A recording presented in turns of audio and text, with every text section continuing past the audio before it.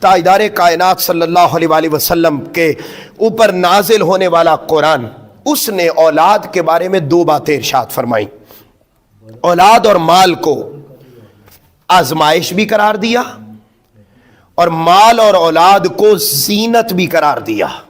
آزمائش مشکل ہے، زینت خوبصورتی ہے، اولاد آزمائش بھی ہے، زینت بھی ہے۔ آزمائش تب بنتی ہے جب اس کی تربیت نہ کی جائے، اور زینت تب بنتی ہے جب اس کی اچھی تربیت کر دی جائے۔ زینت کہتے ہیں خوبصورتی کو۔ اب یہ اللہ نے تو اسے زینت بھی قرار دیا، اس کو آزمائش بھی قرار دیا۔ اب اختیار والدین پر ہے کہ اگر انہوں نے اچھی تربیت کر لی، دم سے تربیت نہیں ہوتی، تعویذ سے تربیت نہیں ہوتی، یہ سارا کام تربیت سے ہونا ہے۔ اور تربیت کسی عالم نے نہیں کرنی، کسی پیر مفتی نے نہیں کرنی، پہلی درسگاہ تاجدار کائنات نے ماں کی گود کو قرار دیا۔